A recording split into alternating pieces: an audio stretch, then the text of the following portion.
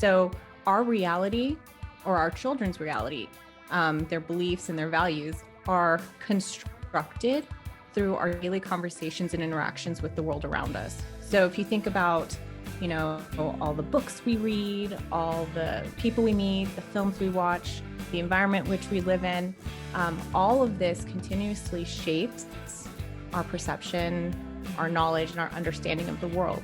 And so Okay, my guest today is Melissa Robaina, who is the Chief Operations Officer for the Center of Appreciative Inquiry. So, Melissa, welcome to the show. How are you doing today? I'm doing well. I'm so excited to be talking with you. Yeah, me too, because we hit it off really well on your podcast, which, by the way, thank you so much for having me on there. And It's a blast. and I know that you have so much value to add, and we're talking about the topic today. So, can you tell us a little bit about who you are and what it is that you do? So I am, like you said, the Chief Operations Officer for the Center for Appreciative Inquiry, and I oversee the daily operations for our domestic and international trainings. We just recently launched virtually, obviously due to the COVID. And what I enjoy most about Appreciative Inquiry is just a new way to see the world and interact with the people around you. And I think that there's a lot of value that, especially in Western culture, we typically look at what's not working. And so with Appreciative Inquiry, we're looking at our strengths and how can we utilize those strengths to create new opportunities and possibilities for ourselves. I love that. So I didn't even know this existed. So when you explain that, I'm like, what? That's so makes sense. I'm so glad that somebody's investing in this because our way is not always the right way. So can you give us a few examples of things that you've seen and that you have helped implement? Well, originally, when I first started, it was all about organizational development. You'd see a lot of organizations using this for relationship building, meaningful engagement, and sustainable change. In recent years, I have seen a shift moving from organizational development to how can we bring this into our daily living. And I think one of the reasons why appreciative inquiry works so well, it's based on the sociology theory of social constructionism. And so basically what that means is all meaning is socially created. So our reality, or our children's reality, their beliefs and their values are constructed through our daily conversations and interactions with the world around us. So if you think about, all the books we read, all the people we meet, the films we watch, the environment which we live in, all of this continuously shapes our perception, our knowledge, and our understanding of the world.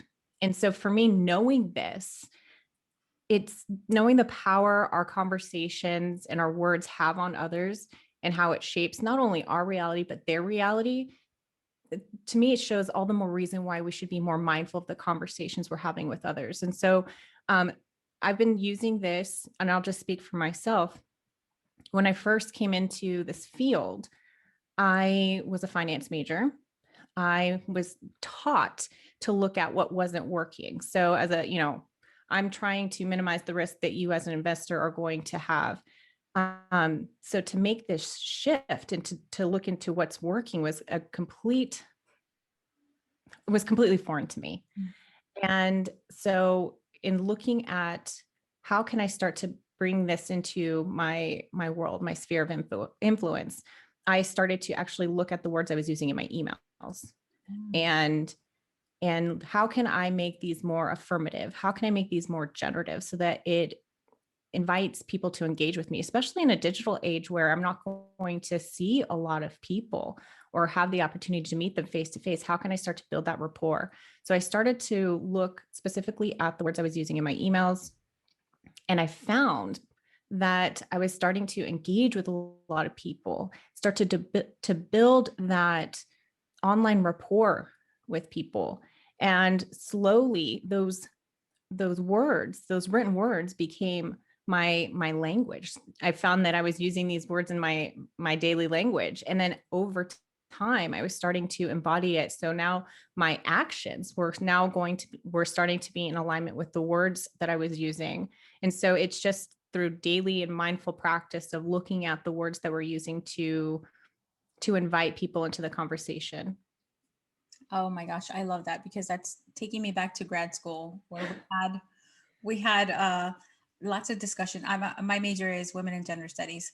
So I remember learning for the first time the terms social gender norms and things like that. And also about the email, how sometimes we use passive voices in our emails in men versus women, and those keywords that are seen more, and people don't take you as seriously depending on what words you use, or they're more dismissive. So this is really interesting. I'm actually very excited and I can't wait to to learn more.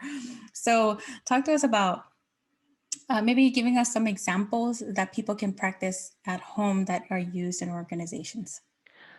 Absolutely. So, I mean, I'm going to simplify it down because appreciative inquiry, there's several processes, but I think if we're looking at using it in our daily conversations, the first thing I would recommend people to do is to practice what we call positive reframing.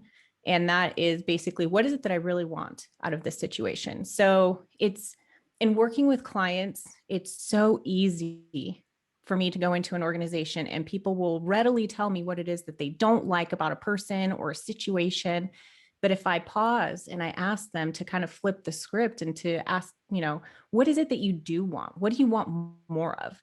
They are taken back and they kind of, smile and chuckle because they haven't really thought about it in that way. So I know you have a lot of listeners that have families. So I'll make it simple. So say a family sitting down to dinner and there's a teenager who will not peel themselves from their phone.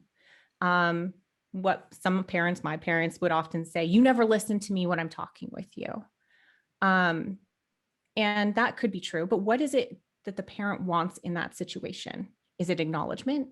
Obviously you want them to listen, but if you really peel it back, a parent might find that they really want that connection with their child. And so that's what they're really wanting out of the situation is connection. So that is the first step. The second step is to, again, look at the words that we're using. In appreciative inquiry, we have the term words create worlds. Again, it comes back to that social constructionism that the words we use create our reality. Another beautiful thing about words is that they also elicit emotion and action. So coming back to this example of you never listen to me when I'm trying to talk to you. So the child that you're talking to might become defensive and angry and storm off, and shut down and not engage with you, which isn't what you really wanted. Again, you want that connection. So you might say, honey, I feel most connected with you when we dedicate time to talk during dinner. We seem to have the best conversations then. Now, the emotions that child might feel, they might feel loved, valued, and appreciated. The actions that you might see as a result of just flipping that script could be that the child is more open to engage with you and connect with you, which is exactly what you wanted, right? You wanted to build that connection. So it's important that the words that you are using are affirmative and generative. And when I say generative, we use that a lot in appreciative inquiry, but that's basically just inviting discussion. And then the third step would be to start to basically combine the two. So we're combining the positive reframing and the words that we're using to start to craft unconditionally positive questions. And the reason why they are stated unconditionally positive is because then the answer is also going to be positive. So you might say, can you tell me a story of when you felt most connected to me and this family? And so as you're starting to talk with your child about when they feel most connected, some follow-up questions might be, well, why is this moment so memorable for you? How did this experience make you feel?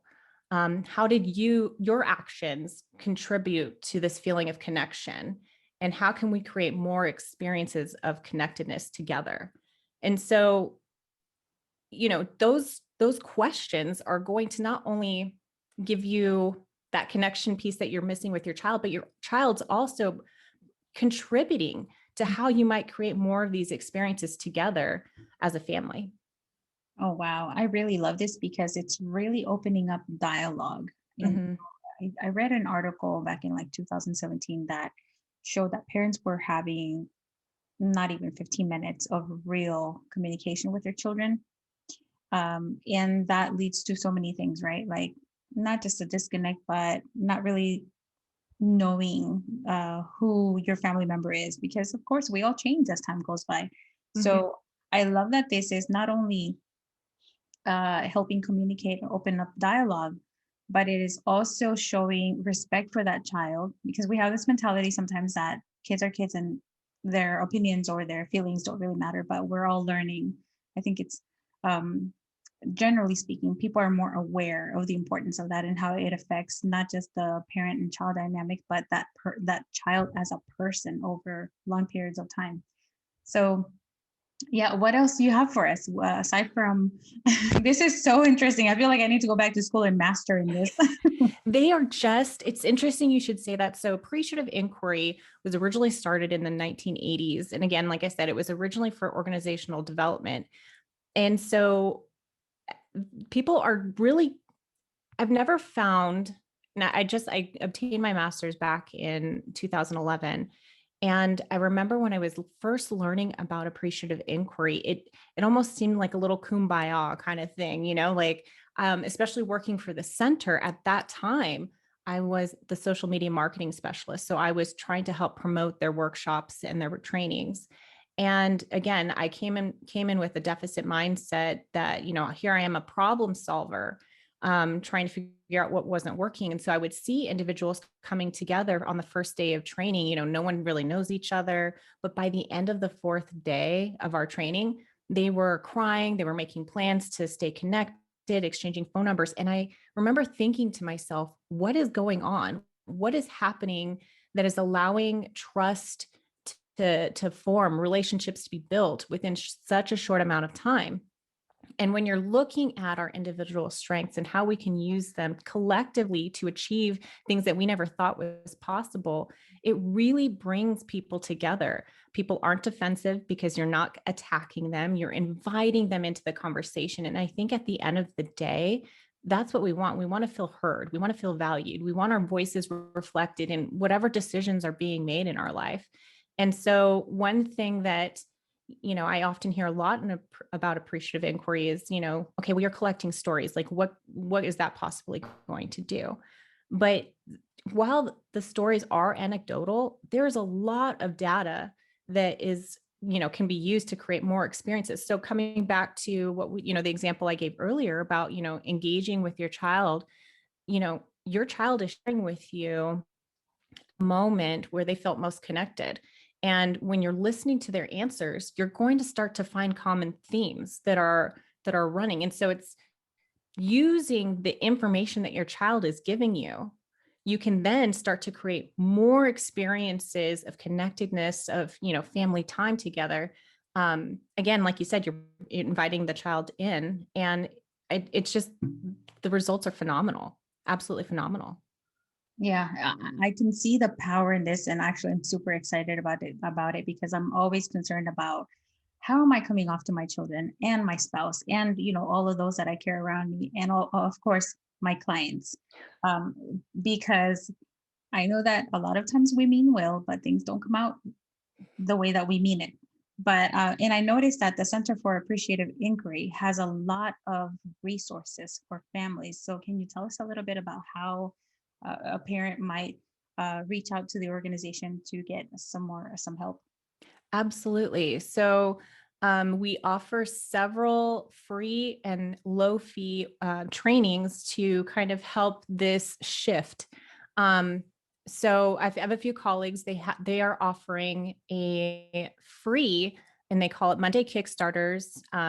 Turn stress and challenges into conversations worth having. And so, like I said, it's free. Individuals can come in and basically you bring in a situation. So if you're having difficulty with a child, say they're getting poor grades and you want to start to engage in dialogue around that, what you do is you bring it to the group, and the group together will help you not only reframe it, but come up with generative questions that you can then later go back and ask your kid, so that you can really get to the heart of when that child has their best learning experience. Again, that positive reframe, instead of focusing on like the grades that you're not getting, when do you feel like you really excel in school? When do you feel like you have the best learning experience?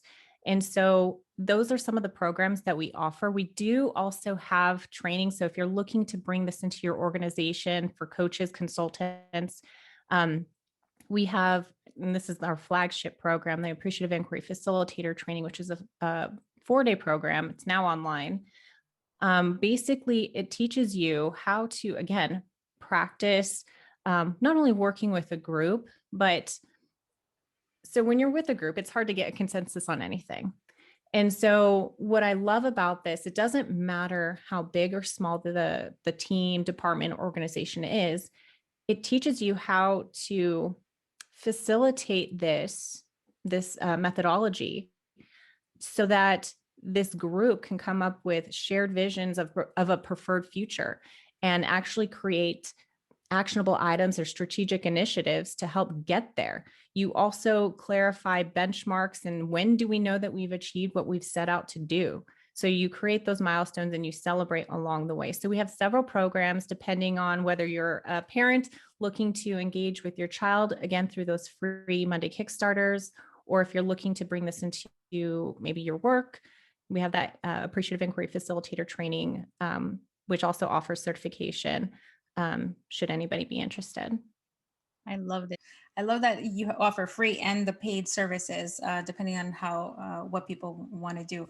I also see that you have a directory, right? Mm-hmm. Mm. Yeah. So the directory, it can basically be, it serves several purposes. So if you go through the facilitator training, you have to, once you go through the program, it doesn't necessarily mean that you're certified. You have to then actually work with an organization or a team. I did something really small. And then you basically write up a narrative to demonstrate that you understand the principles and the processes of appreciative inquiry. You highlight your learnings, and that's basically what they're looking for. We have a AI practitioner panel that actually will review your work. They might engage with you in some questions. But once you then get certified, you can be listed on this directory. And this directory is also a way for potential clients to find you should you wish to, find additional projects to work on.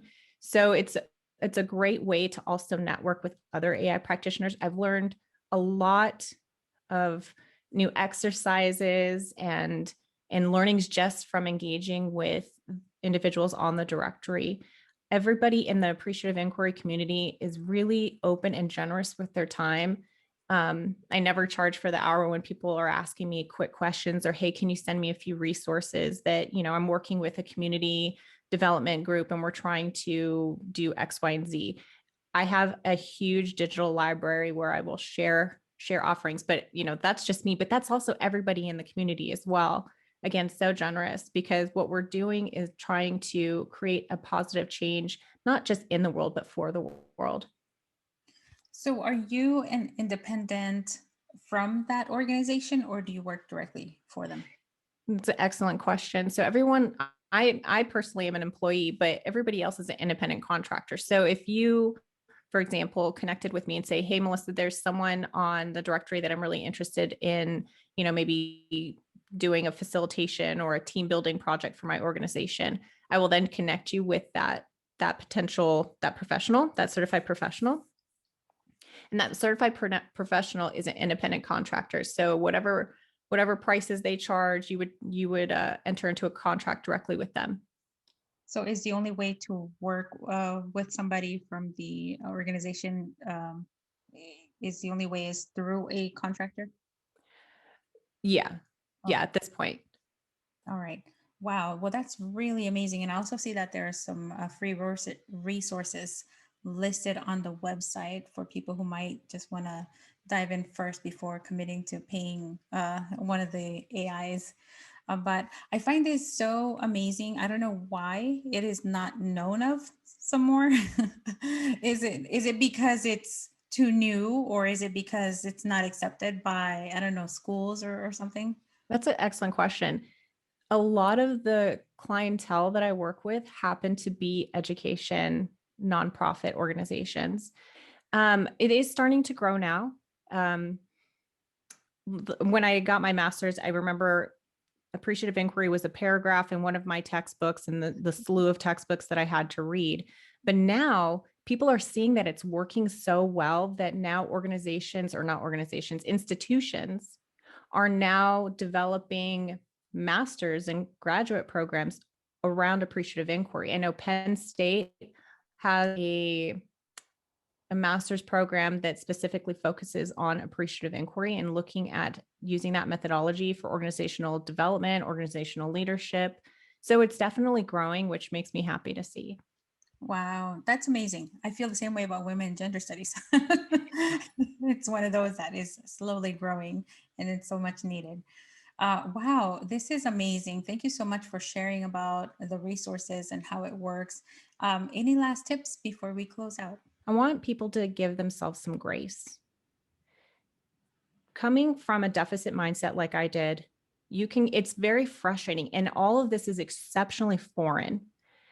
But I promise you, with mindful practice, this gets easier. And the reason why we are kind of just prone to kind of looking at the world through a deficit mindset is because if you think about our ancestors, our ancestors had a fight or flight. So they had to problem solve. They had to see what was going wrong, or they die.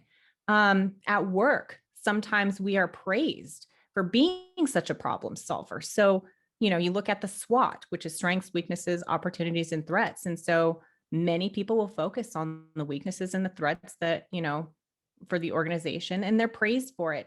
So making that paradigm shift from a deficit to a strength-based mindset, like I said, takes mindful practice.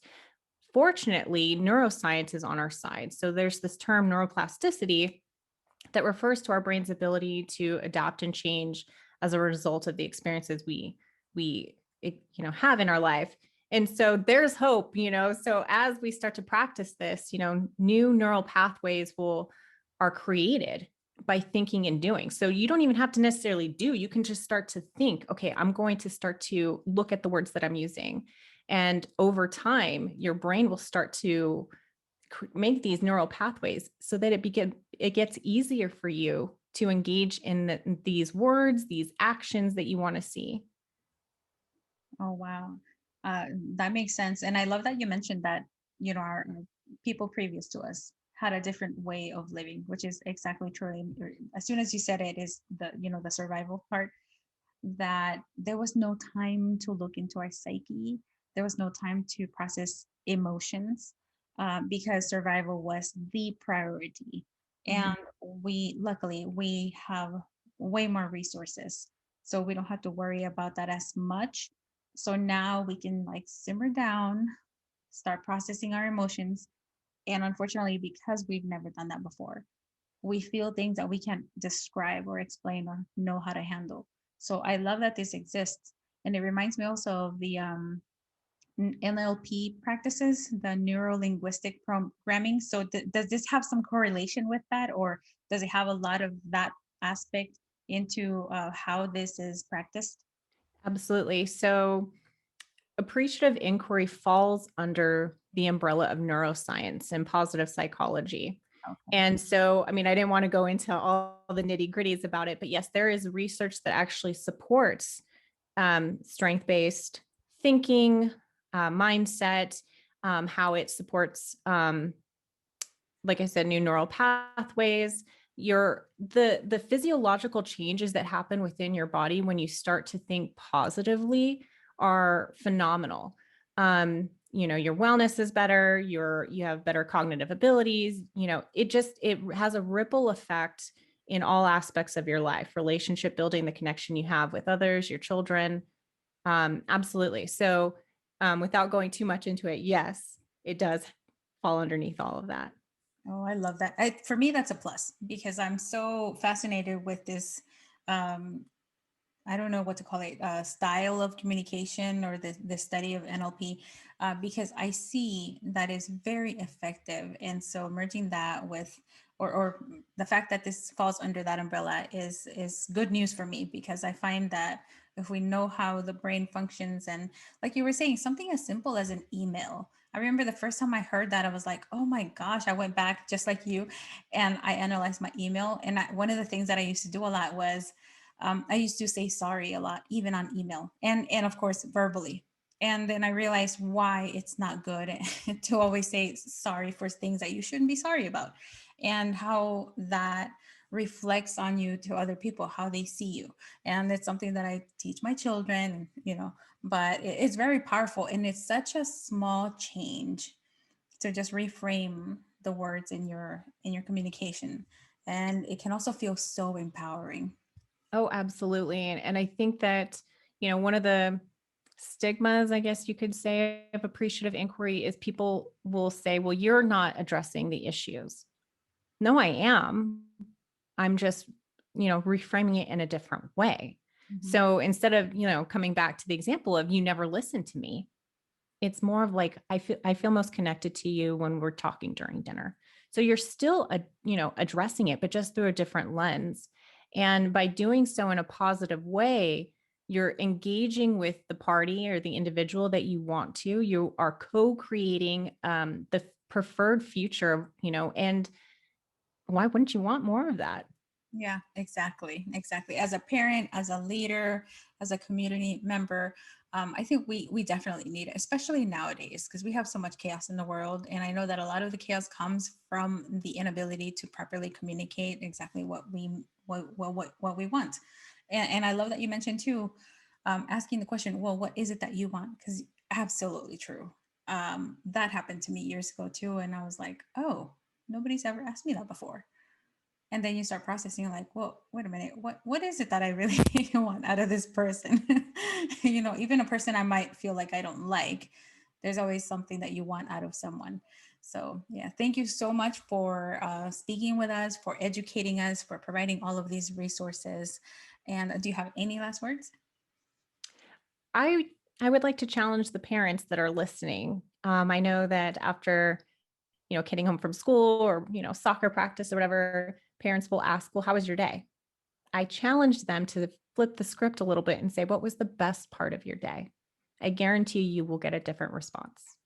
Absolutely. Thank you so much, Melissa. Thank you for. Thank you. All right. I think you and I both learned something amazing. Okay. So when Melissa said, asked them, what was the favorite part of your day or the best part of your day, I realized, oh my gosh, I've been practicing appreciative inquiry for years now, because that's one of the things that if you've been listening to me for a while, I've been asking my children that since they were like 3. What were the 3 best things of your day? What were the 3 things that you least liked about your day? And then if you could change anything about your day, what would it be? And go figure. It turns out that I've been practicing appreciative inquiry, and that was a total accident. But I'm so hyped about learning more about it, because I actually will be looking more into it so that I can improve on that. And I hope that this has been helpful for you as a parent, as a partner, as a leader, as an employee. Don't forget to check out Melissa's website at centerforappreciativeinquiry.net. And I hope that you continue to watch this show. So don't forget to subscribe to this channel. Tap that little bell so that you're alerted every time I publish a new video. And don't forget to subscribe to my newsletter at Dalitalks.com so that you are alerted about upcoming events, upcoming speakers, and so that you can get additional resources. Remember, I'm here for you. So let me know if there's something that you haven't seen on the show yet. You can email me your request at dali@dalitalks.com, and I'll see you next time.